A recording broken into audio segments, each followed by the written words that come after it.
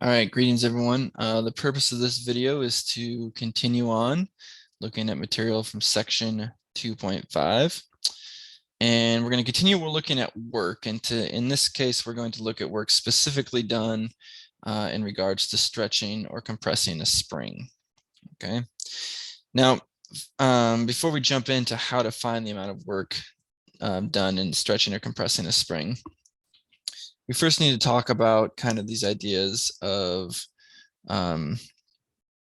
equating the stretching, the compressing of the spring to points along the horizontal axis. So what we're going to imagine in each of these situations is that we've taken our spring, we've kind of laid it right along the horizontal axis, as you see here in this picture. And when the spring is at rest, or what we call equilibrium, which means it's neither been stretched nor compressed, we want to think of the end of that spring as being at the point x equals 0. Okay, again, it hasn't been stretched one way or the other, just sitting there right there where x equals 0 on the vertical axis. Now, if we compress this spring, which means that we make it smaller, we want to think or keep in mind that that would mean that the endpoint of the spring there has been pushed to the left in this situation, which would mean that that value of x, where the endpoint now, is going to be negative. So that's going to be a value where x is less than 0. If it's been stretched, which means it's been pulled longer, notice that means that that endpoint now is moved to the right. And so it's now going to be at a value of x that is greater than 0. And so we want to keep in mind kind of this analogy, this relationship to the horizontal axis as we're going through the problems today, or the problems in this video. And as you imagine, or might imagine, or remember, our calculation for finding the amount of work done requires an integral. In order to calculate an integral, we need to have limits of integration. So that's what goes on with this, or how that relates to this. Now, one other piece of knowledge we need is something called Hooke's law.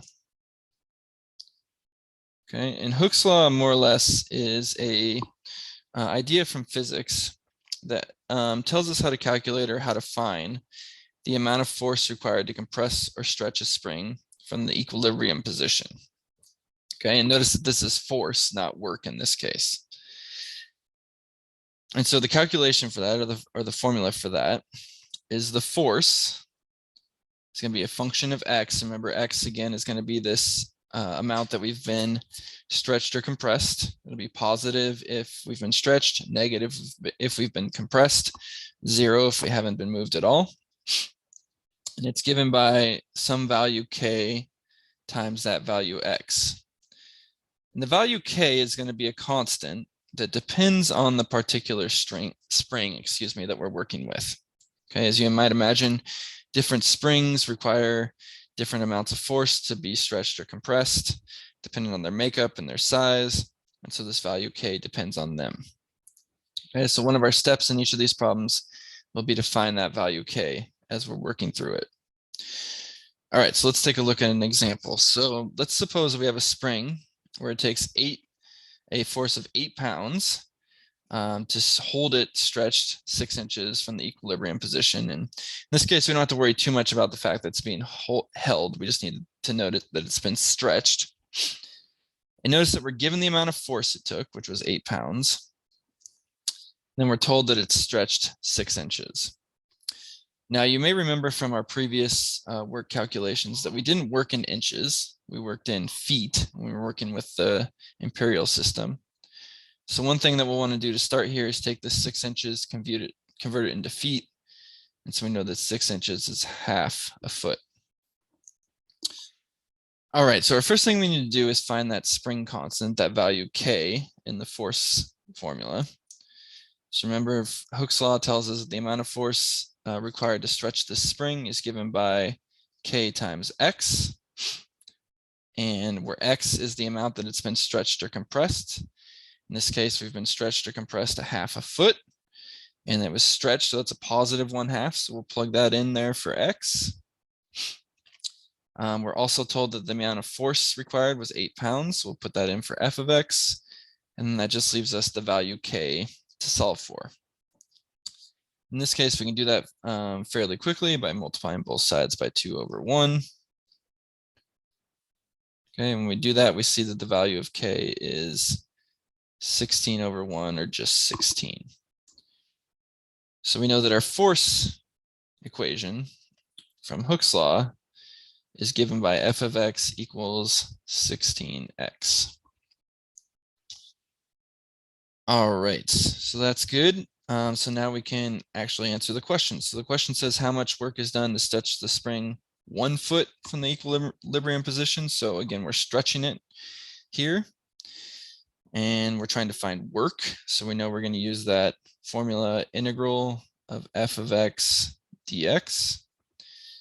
In this case, our function f of x, that's the 16x from above. We're stretching it out to 1 foot.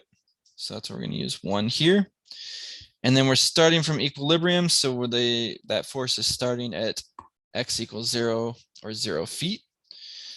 And then we can go ahead and evaluate this integral. So this would become, take the antiderivative here, this would be 8x squared, evaluated from 0 to 1. If you plug in those values, you would see that that would give us 8. And then again, since we're working in the imperial system, we have pounds and feet. This would be 8 pounds feet. Sorry, I ran out of room there.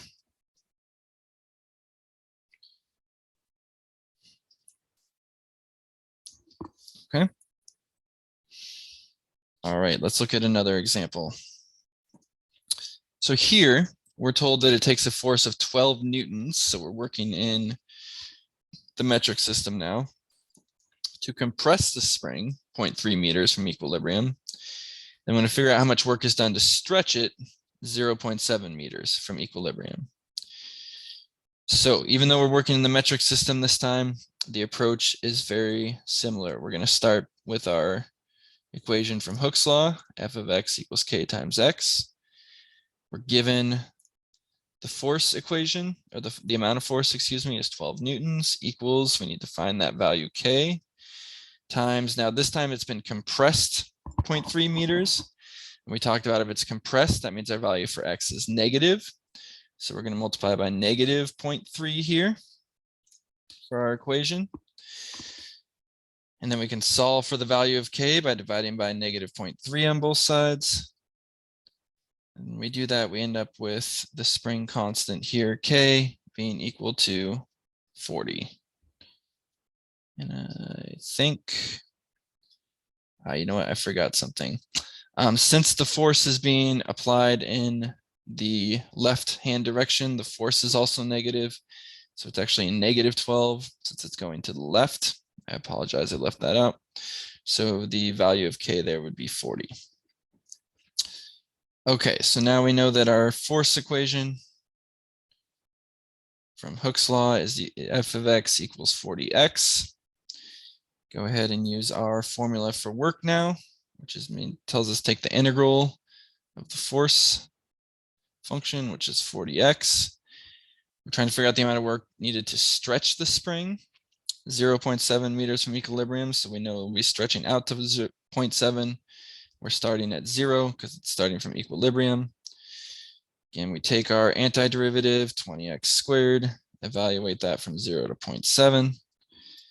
And we do that in this case, we will end up with 9.8. And since this is the metric system, it'd be Newton times meters, or recall another way to write that is joules. Okay. All right, that's it for now. Thank you for watching.